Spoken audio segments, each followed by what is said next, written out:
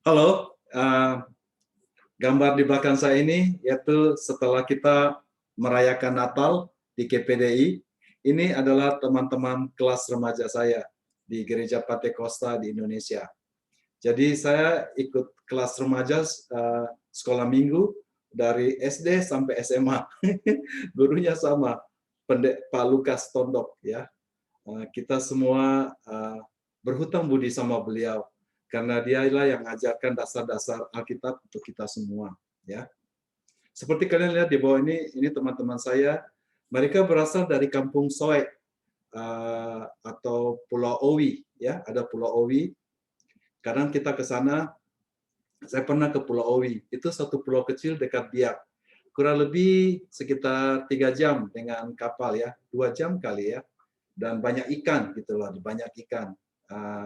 Cukup terpencil di situ ya. Tapi mempunyai satu sejarah yang menarik ya.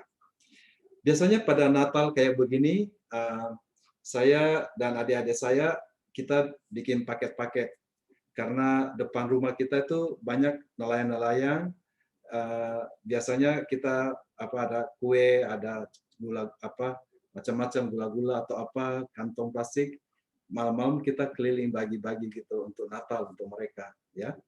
Satu kali saya bawa ke sana, terus ada satu, jadi ini dalam kondisi Natal ya, dalam kondisi Natal ya. Terus ada satu mama sambil makan pinang, dan Nyong, mereka semua panggil saya Nyong ya. Nah, Nyong, Nyong tahu tidak, Tuhan Yesus itu lahir di Pulau Owi. Kaget, hah? Terus kemudian Yerusalem mana? Yerusalem itu ada di Pulau Biak.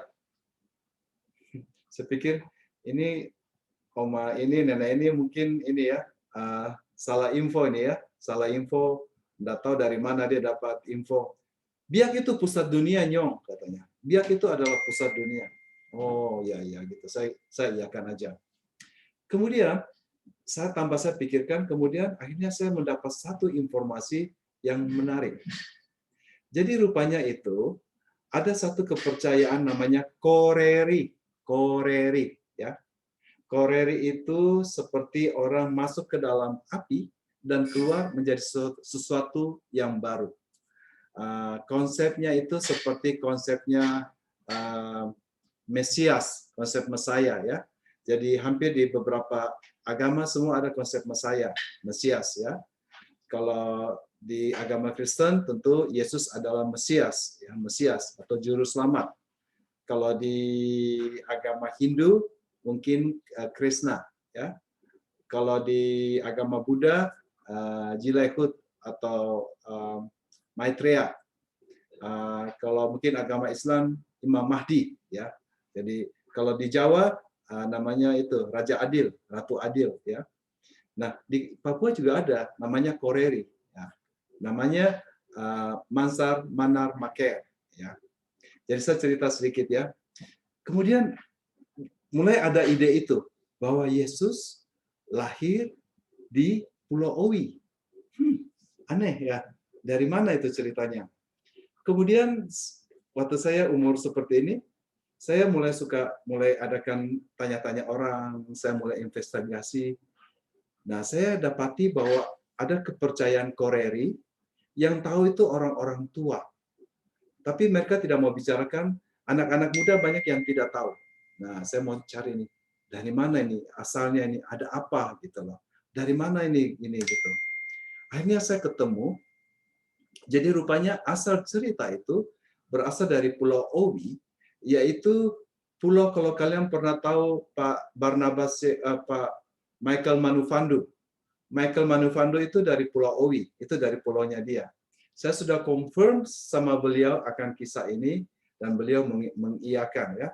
Teman-teman saya di bawah ini Manufando, ini ada mereka itu dari beberapa dari mereka ini dari Pulau Owi dan mereka mengerti cerita itu ya. Jadi begini ceritanya.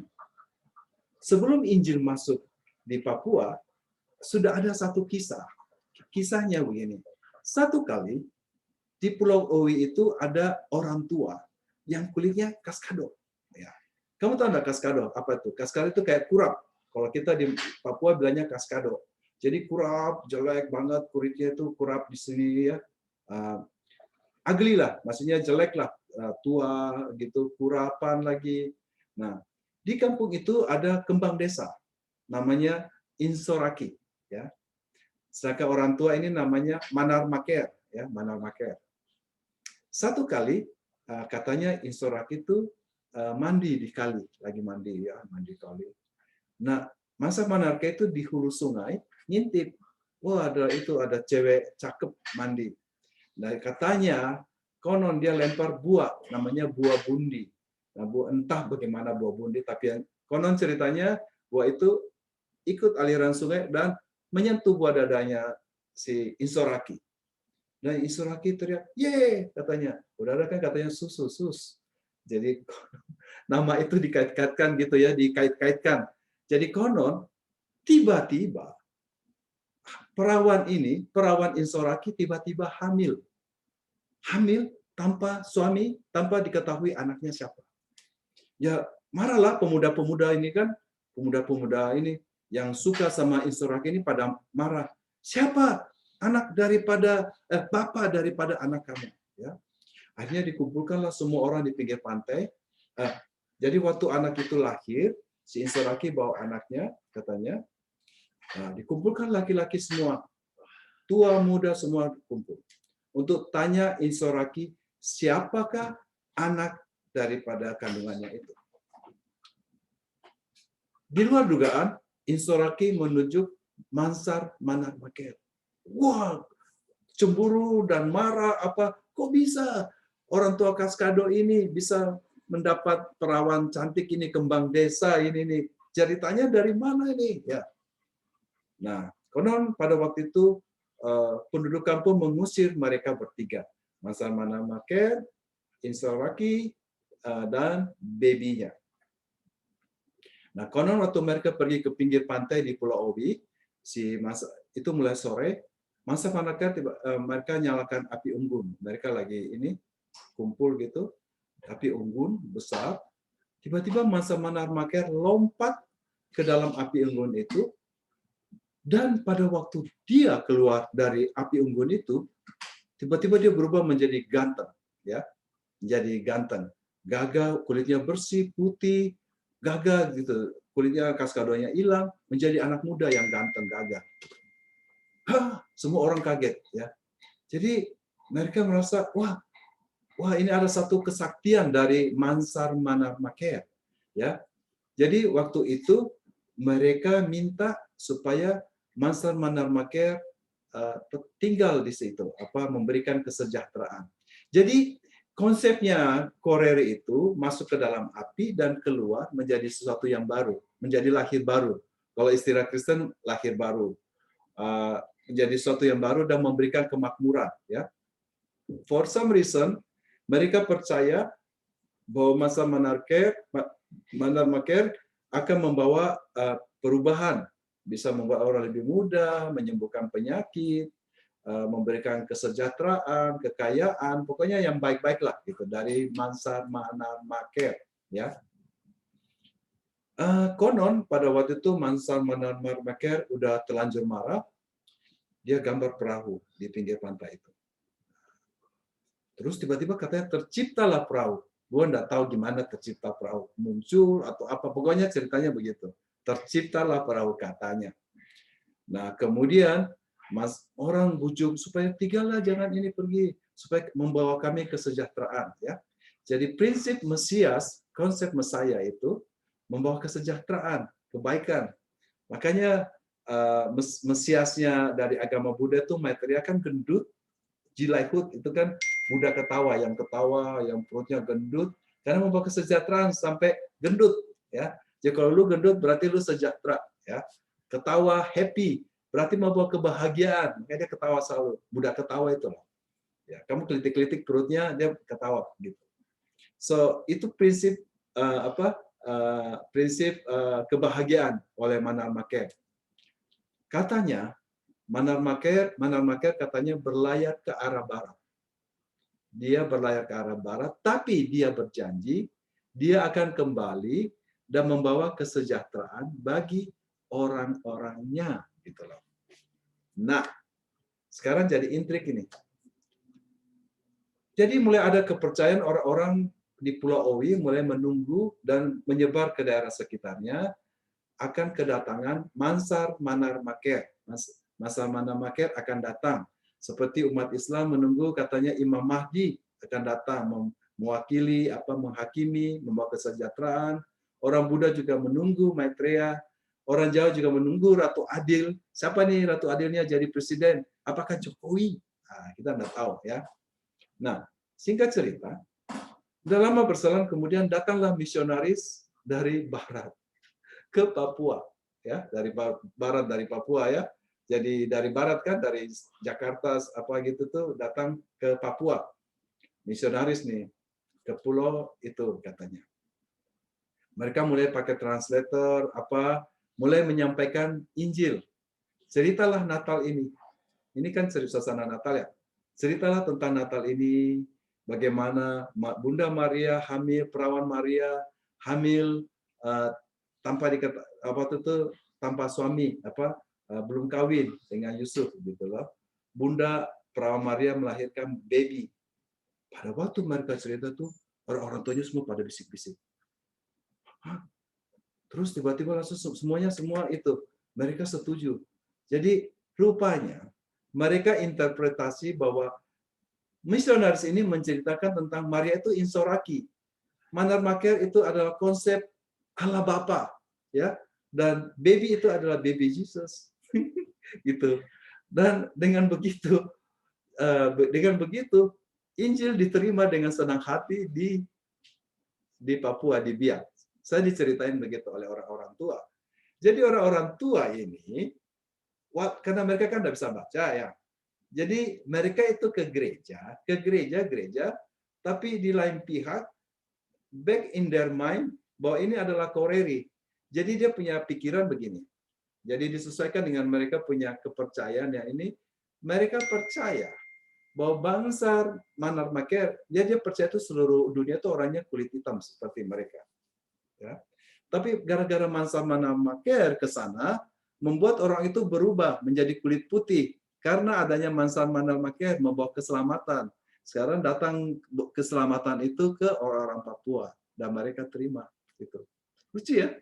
Jadi waktu itu akhirnya mereka menerima Injil dan menerima keselamatan menjadi orang Kristen.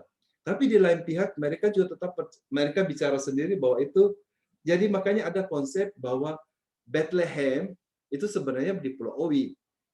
Lebih jauh sedikit, Biak itu adalah Yerusalem. Gitu. That is the story di ini.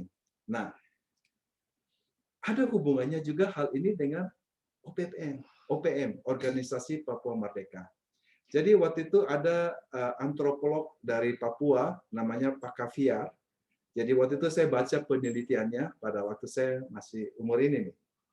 Nah dia cerita begini, rupanya itu ada sedikit. Jadi sempat zaman Belanda, saya lupa Belanda apa Jepang. Tapi sempat karena kepercayaan Koreri, mereka waktu itu mereka percaya bahwa mereka kebal dengan Koreri. Hanya ditembaki, banyak yang mati.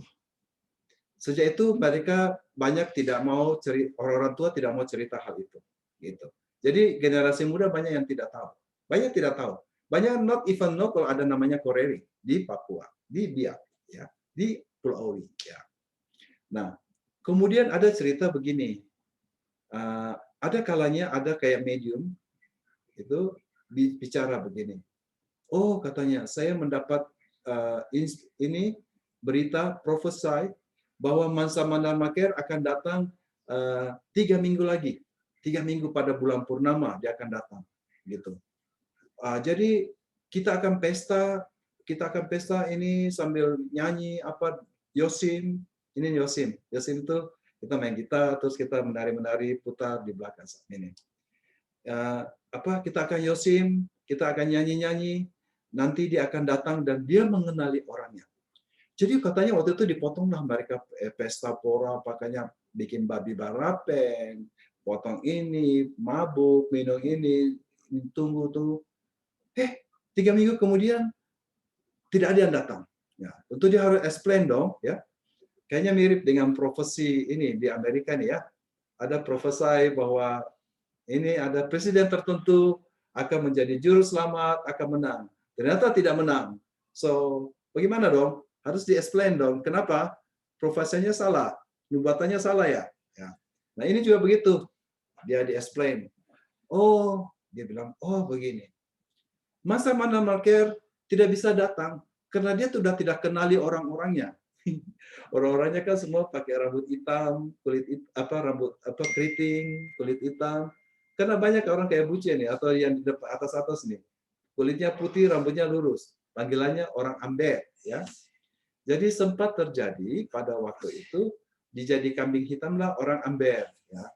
Jadi sempat terjadi penculikan pendatang dari Jawa, dari mana Toraja, dan sempat dibunuh. Pernah terjadi kejadian gitu katanya. Katanya oleh saya baca dari Kafia, saya sendiri tidak lihat. Saya sendiri tidak tahu kapan, tapi itu terjadi gitu. Jadi makanya terjadi penyerangan terhadap orang-orang rambut putih karena itu dikaitkan dengan itu. Ada gerakan lah namanya gerakan itu ya pemberontakan OPM gitu loh ya. Ya itu cerita sedikit yang saya mau cerita tentang Yesus yang lahir di Pulau Owi ya. Nah, sehubungan dengan kita punya teman-teman ini, saya mau cerita tentang ini kan pada main gitar ya. Memang di gereja kita ini, gereja Pantekosta ini, jadi kita kan nyanyi namanya, mari teman-teman kita angkat lagu girang-girang ya. Kita semua panggil brur dan sis ya. Kalau di GPD itu panggilnya gitu, brur dan sis. Kayak bahasa Belanda ya, saudara laki dan saudara perempuan.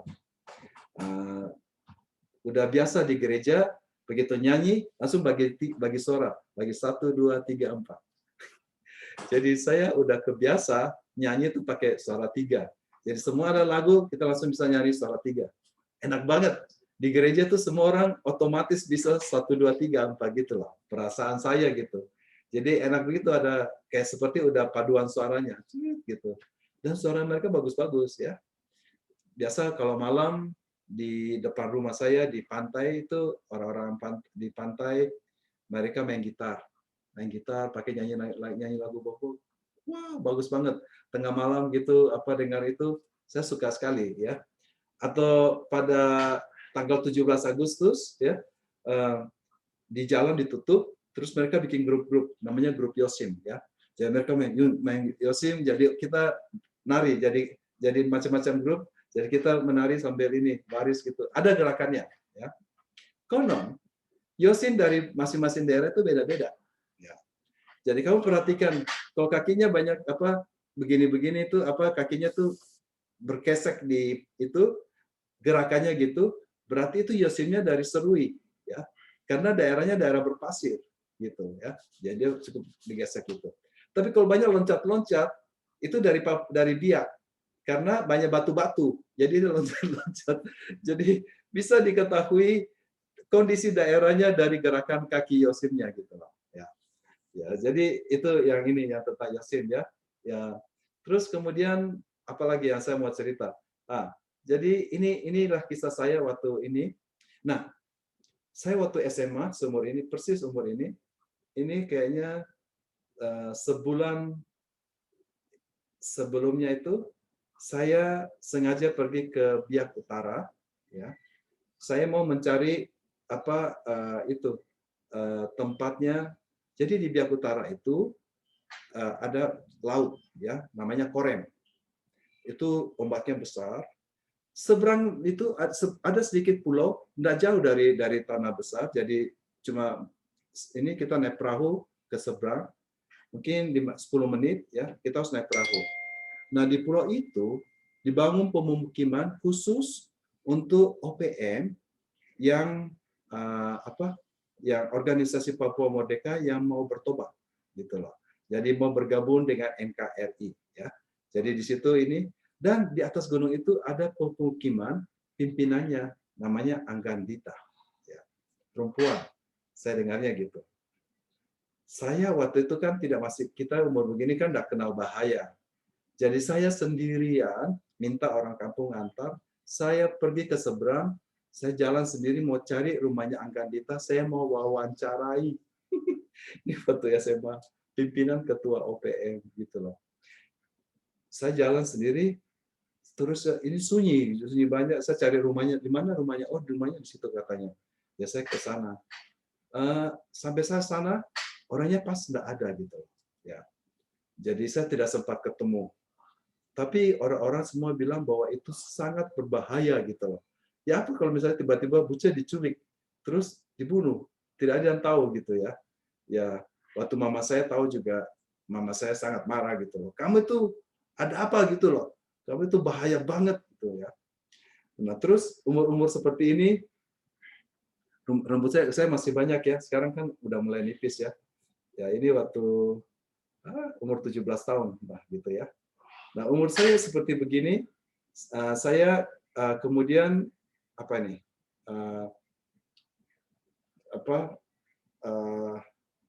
Saya lupa mau ngomong apa. Oke, jadi umur seperti ini, saya mau cerita apa ya? Tadi saya baru pikir. Oke.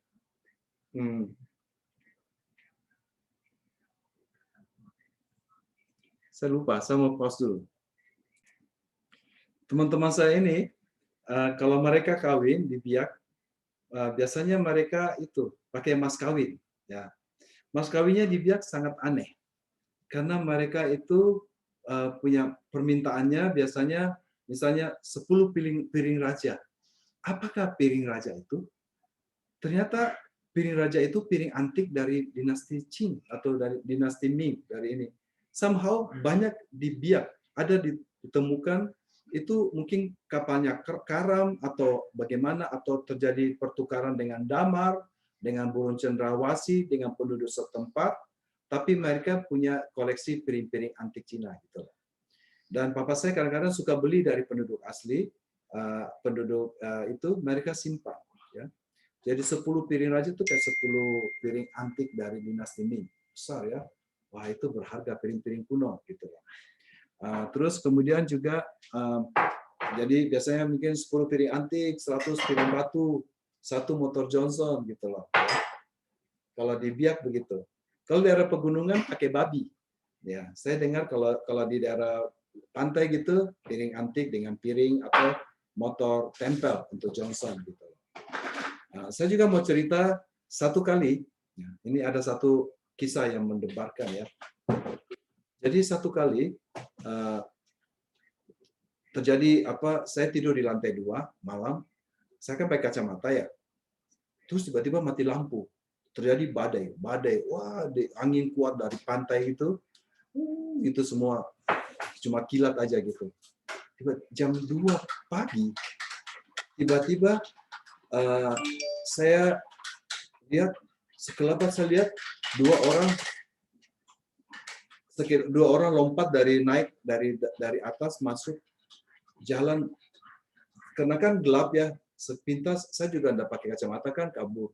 2 orang masuk bawa parang gitu loh, pencuri. Wah, saya bingung. Jadi dari lantai 2 dia turun dengan tangga masuk ke toko gitu, ke toko saya di bawah. Kita tokonya gabung dengan rumah gitu ya. Saya bingung, saya harus lakukan apa nih? Saya tidak pegang apa-apa, pakai kacamata. Jadi saya mau pura-pura tidur, tapi berbahaya, di bawah dia bawa parang ya. Jadi saya turun, saya intip dari atas gitu loh. Maksudnya itu lagi mau siap-siap gitu loh. To my surprise, my beautiful mom, mama saya, bangun, keluar, bawa lilin. Dia bawa lilin keluar dari kamarnya. Terus ini 2 pencuri ini masuk di dalam toko. Mereka bingung, tidak tahu mau bagaimana. Jadi mereka gemetar bawa parang. Dia bingung, dia tidak tahu pintu keluarnya di mana. Dia mungkin turun, dia tidak tahu pintu mau ambil apa atau apa. Dia jadi bingung, ada orang bangun gitu. Mama saya, to my surprise, dengan tenang dia bawa lilinnya, dia jalan lewatin mereka, terus pergi ke pintu depan dan buka pintu. Dia buka pintu, terus dia buka pintu lebar-lebar, mama saya mundur. Terus dua orang itu dengan gemetar, dia pegang parang gitu, gemetar lewat pintu depan, terus lari keluar. Waduh, saya lega banget. Ya saya tanya, Mam, kenapa dibukain pintu? Mama saya bilang, orang ini bawa parang. Daripada dia bunuh ini gitu, kasih buka dia pintu, kasih dia jalan pergi keluar gitu. Wah, saya kagum juga. Wah, mama saya ini lebih besar nyalinya dari saya. Saya bingung mau bikin apa gitu loh. Saya enggak tahu mau bikin apa. Ini pada saya kayak gini. Saya enggak tahu lagi mau bikin apa. Tapi mama saya dia bilang daripada membunuh orang dari satu ini kita terluka, lebih baik biarkan dia pergi. Ya. Kemudian kurang lebih 10 tahun yang lalu pencuri itu muncul di rumah. Pencuri itu muncul di rumah dan ketemu sama adik saya namanya Erik dan mama saya. Jadi dia bilang begini, Ibu, saya itulah pencuri yang pernah datang mau mencuri di rumah ini. Hah? Gitu sebab betul kita ingat yang waktu itu saya lihat itu. Dia bilang, oh gitu. Ya, dia bilang, tapi sekarang saya sudah bertobat, Ibu. Saya sudah bertobat. Saya masuk penjara, tapi saya sudah keluar penjara. Saya sekarang sudah bertobat. Sekarang saya minta tolong. Saya punya istri kalau bisa kerja sama Ibu. Jadi istri pencuri ini akhirnya kerja jadi pembantu rumah tangga kita. Dan mama saya terima. Dan pencuri ini menjadi pegawai toko kita. Makanya kita tahu ceritanya. Jadi dia pada waktu dia cerita waktu dia masuk, itu dia gemetar sekali, dia kaget kenapa mama saya begitu berani, dia kira mau diapain. Mama saya kan pegang lilin, lewatin dia gitu, dia kira mau diapain, dia kaget tangannya gemetar bawa parang gitu loh. Mama saya bukain pintu dalam ini. Tapi dia sangat shock gitu loh. Jadi itu cerita saya pada waktu ini, waktu ketemu dengan pencuri. Satu kali juga kita kan punya toko. Nah itu di Biak itu kalau habis bulan tidak peduli dia guru atau apa, mereka suka beli bir satu kotak, satu karton. Terus mereka minum bir dengan temannya di luar. Kebiasaan gitu minum bir. Jadi setiap bulan gitu, tidak setiap bulan. Jadi kalau bulan baru banyak orang mabuk di jalan. Gitu. Jadi kita waktu itu masih jual bir. Sekarang mama saya tidak mau jual bir lagi. Nggak jual minuman keras gitu. Walaupun bisnis omset menurun, tapi mama saya bilang tidak boleh jual bir lagi. Jadi waktu itu orang itu datang minta, Ibu minta bir lagi, sudah beli satu karton, mau pinjam. Mama saya bilang tidak boleh. Kalau bapak guru mau beli tepung atau terigu, mereka beli tepung terigu untuk bikin donat. Jadi orang Papua pintar bikin donat atau gula boleh untuk di rumah, tapi bir tidak boleh. Terus orang itu dia sudah mabuk, setengah mabuk, dia mau minta bir lagi. Dia kasih keluar dia punya parang, dia pukul di etalase. Kamu tahu siapa saya? Saya Panglima ini apa? Yang saya tidak bisa kasih tahu itu organisasi itu. Saya dari Biak Barat. Jadi dia tuh guru, tapi dia juga rupanya merangkap. Saya mau minta bir, kasih saya bir. Waduh, panas. Pegawai toko sudah mau ambil parang juga gitu. Aduh, di Biak begitu ya. Saya jadi bingung. Saya juga pikir mau ambil parang, saya lihat tidak ada parang. Yang ada palu. Saya ambil palu juga.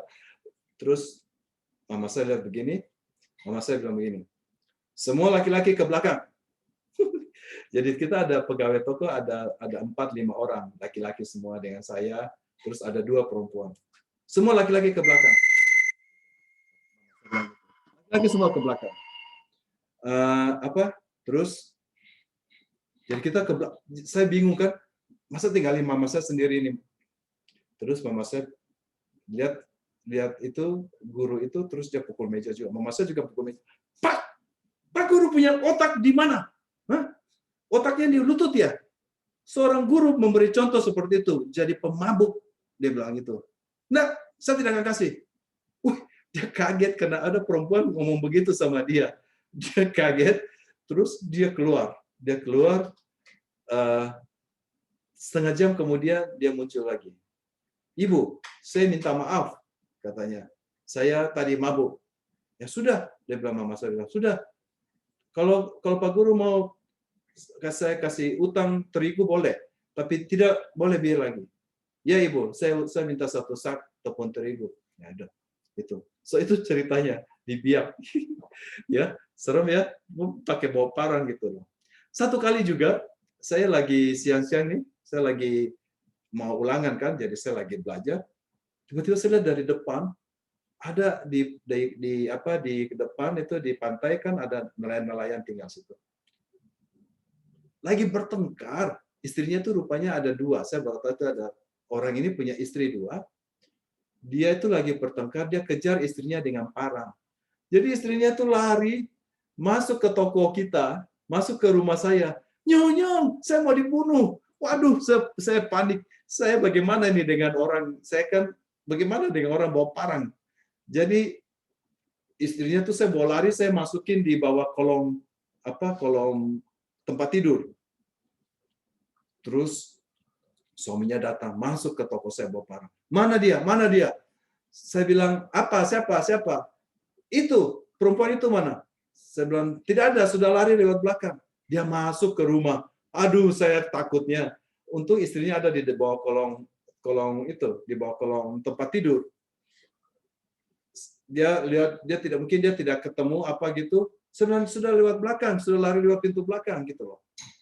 Dia cari, akhirnya dia keluar. Dia tidak bilang apa, keluar. Wah, saya suruh istrinya tuh, hanya saya suruh istri keluar lewat pintu belakang, manjat pagar belakang, lari ke jalan gitu. So, itulah ceritanya ya di Biak. Begitulah kehidupan di Biak. Orang bawa parang, serem banget gitu loh ya. Ya, itulah kehidupan di Biak. Ya, lain kali saya akan sambung cerita-cerita lagi pada waktu saya mau mulai kuliah di Surabaya. Ya, oke, terima kasih.